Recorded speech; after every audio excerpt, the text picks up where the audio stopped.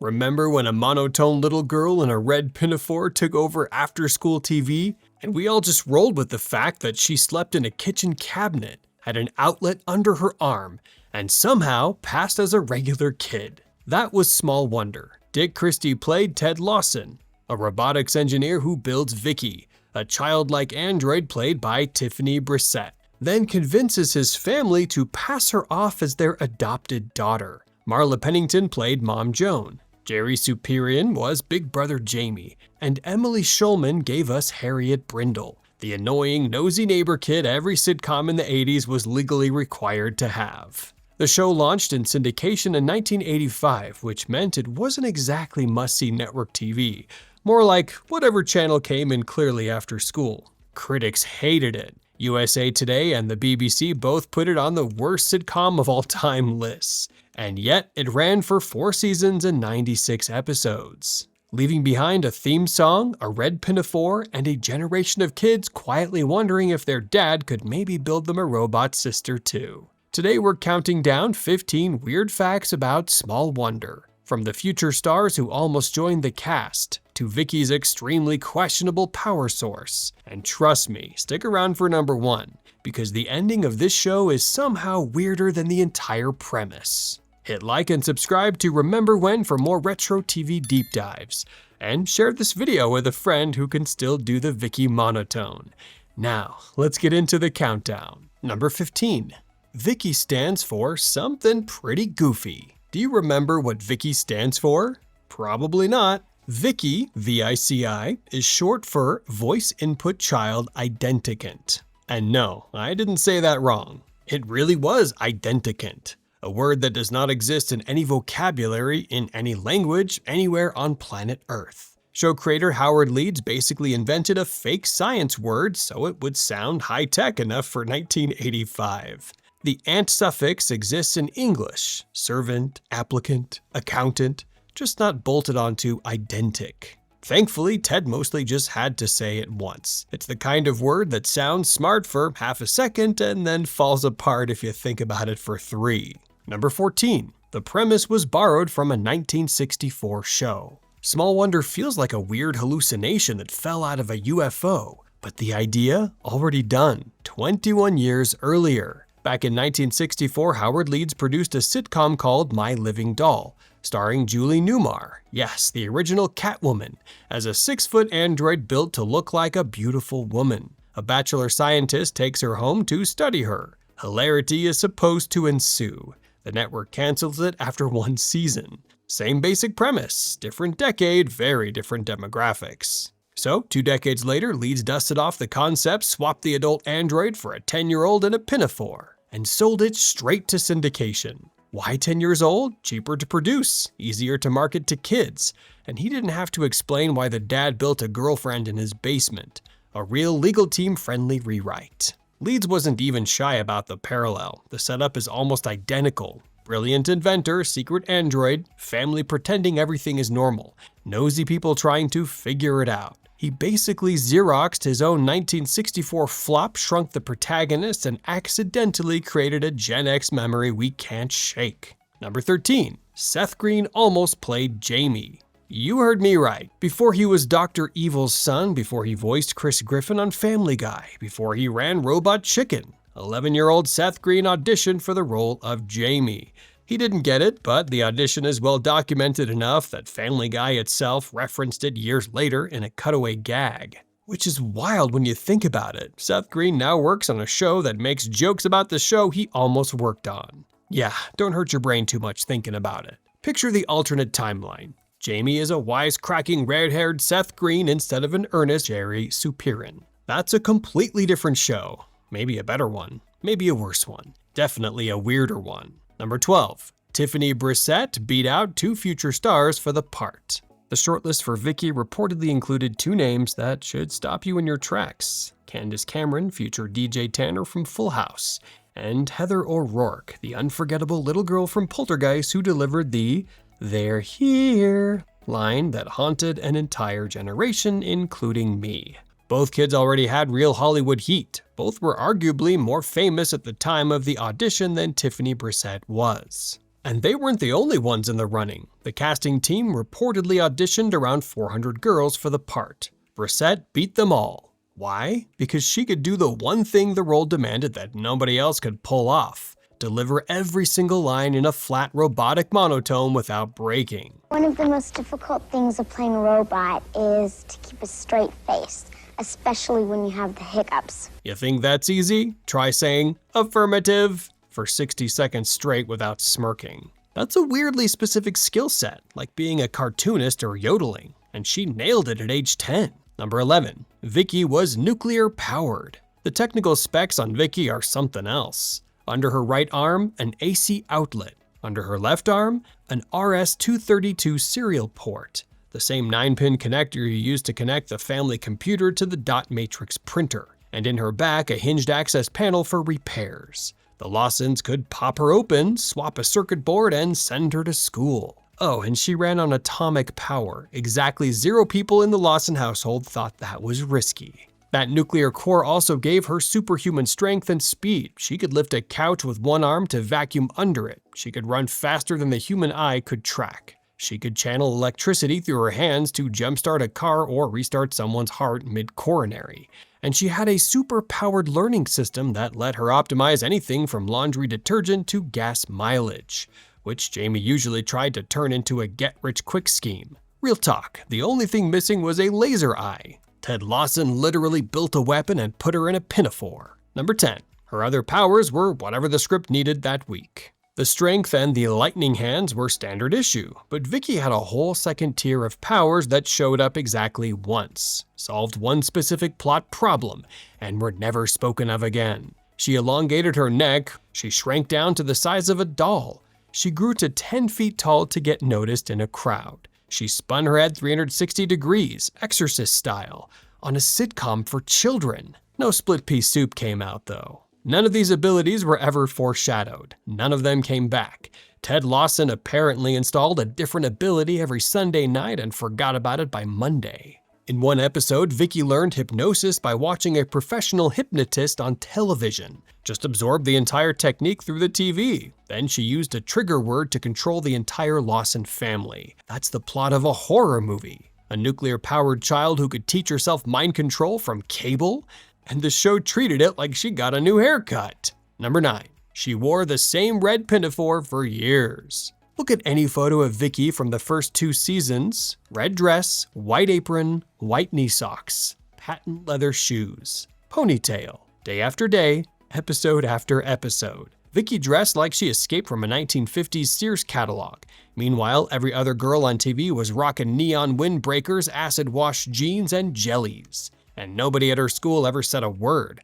Not a classmate, not a teacher, not the lunch lady. In any real 80s school, some bully would have eaten her alive for those shoes. The in-show reason is that Vicky is a robot and her wardrobe is just her wardrobe. The real reason is probably that the costume department wasn't trying to reinvent the wheel. Pop her in the same pinafore, roll tape, done. Eventually, the producers caved. By season 3, she got a full wardrobe upgrade. Jeans, sweatshirts, normal kid clothes. Things that didn't make her look like a Victorian doll in a witness protection program. Why the sudden makeover? Well, because Tiffany Brissette was growing up fast, and a preteen in a little kid pinafore was crossing into Twilight Zone territory. Number 8. They wrote a growth chip into Vicky to cover for puberty. Here's the problem nobody on the writing staff seemed to plan for. Child actors grow. Robots traditionally do not. So, what do you do when your 10-year-old android lead is now visibly 14? By season 3, Tiffany Brissette was taller, older, and very much aging out of her 10-year-old android cosplay.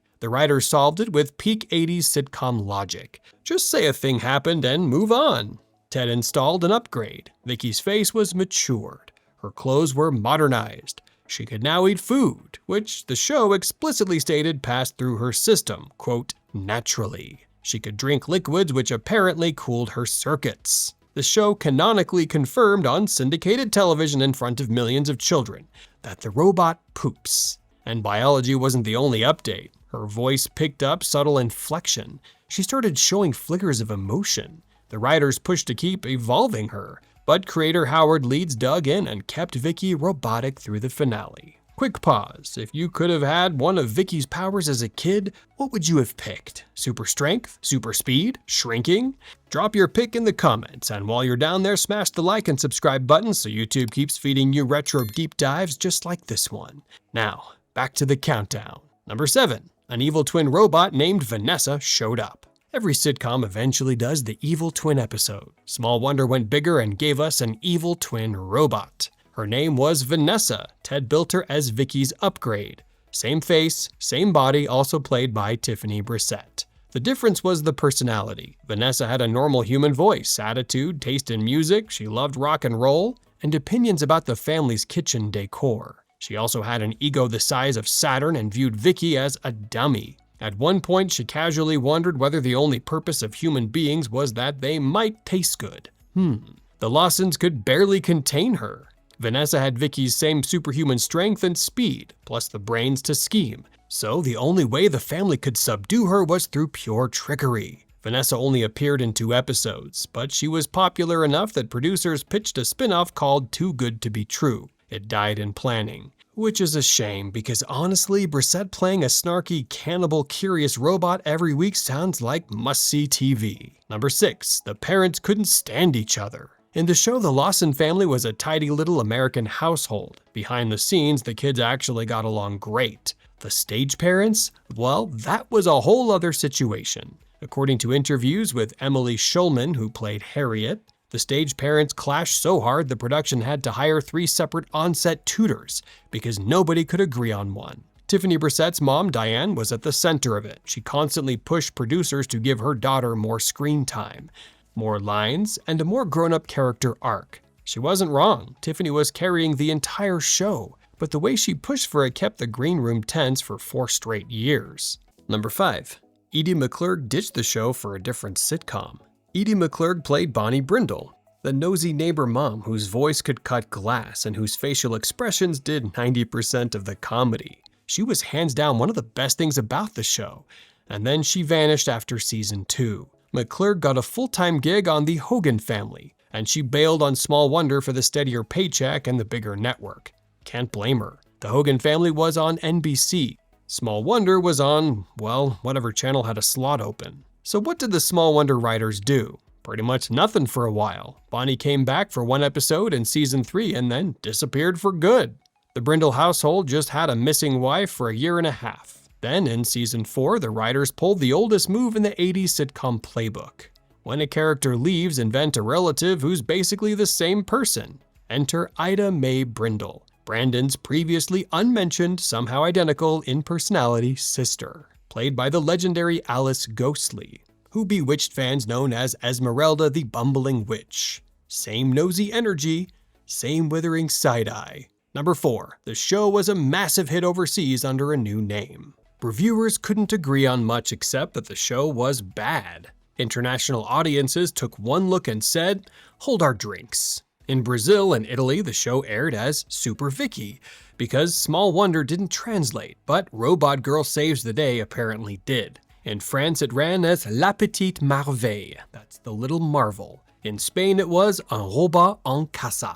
The show was dubbed into multiple languages and aired in at least 15 countries across Europe, Asia, and Latin America. Brazil in particular adopted Super Vicky as appointment television, with reruns popping up for years. Italian kids watched it, French kids watched it. Kids in Venezuela, Argentina, Colombia, the Dominican Republic, and Peru all grew up with their own dubbed version of Vicky. So while American critics were dunking on the show, kids on 3 continents were begging their parents to stay up late for Super Vicky. Number 3. There was almost no merchandise. None. Small Wonder was a hit, the most popular robot child on TV. So where's the merch, the doll, the action figure, the lunchbox, the Halloween costume, the bed sheets? Yeah, pretty much nothing exists. A Vicky doll was pitched and scrapped. A Halloween costume discussed, killed. A cartoon spin-off, talked about, never made. The closest thing to official Small Wonder merchandise was a Pizza Hut booklet, a tie-in poster, which is not the flex Fox thought it was. Why? Nobody has a clean answer. The show was popular. The kids were watching, the merch potential was sitting right there. Fox bought the rights through its purchase of Metro Media, and just never moved on it. Whether that was a budget call, a corporate shrug, or someone in marketing actively hating on the show, we'll probably never know. Imagine the alternate timeline: a talking Vicki doll with a pull string, a Vanessa evil twin 2-pack, a toy kitchen cabinet she could sleep in. That stuff would have printed money. Instead, it remains one of the greatest missed opportunities of the entire decade. Number 2. Tiffany Brissette walked away from Hollywood forever. After Small Wonder wrapped in 1989, Tiffany Brissette did a few more roles: a guest spot on Parker Lewis Can't Lose, a short run on Equal Justice, an unsold pilot called Beanpole, a couple of voiceover gigs, and then just stopped. She went to Westmont College in Santa Barbara, earned a psychology degree, and worked as a youth counselor at a church in the San Diego area. In the mid-2000s, she moved to Boulder, Colorado, worked as a nanny while going back to school, and trained as a registered nurse. And that's her job today. She surfaced publicly maybe once. In 2009, she appeared on The Morning Show with Mike and Juliet via satellite. She mentioned she was in nursing school in Boulder, smiled, and went back to her life. Respect. Number 1. The show ended mid-stride. Small Wonder didn't exactly die, it just got abandoned by the people in charge. Here's the story. After 4 seasons, the show wrapped with 96 episodes. Close enough to the traditional 100-episode mark that 80s shows aimed for to lock in syndicate reruns. Small Wonder ran in reruns for years. The problem wasn't the math, it was the will to keep going. Fox had no interest in keeping it alive, and creator Howard Leeds was reportedly ready to move on. The cast didn't even know it was the end. They just shot a regular season 4 episode, wrapped, and Fox threw a party. And that was it. Vicky was still sleeping in her cabinet. Harriet still didn't know. The Lawsons were still lying to everybody, forever frozen in suburban robot limbo. It's the most Small Wonder ending possible, a show that never really made sense, ending in a way nobody bothered to explain. And there you have it, 15 weird facts about Small Wonder. Which fact surprised you the most? Which one did we miss? Let us know in the comments below. And if you enjoyed this video, be sure to hit like, subscribe, and ring that bell for more nostalgic deep dives into the shows we grew up with. Until next time, this is Remember When.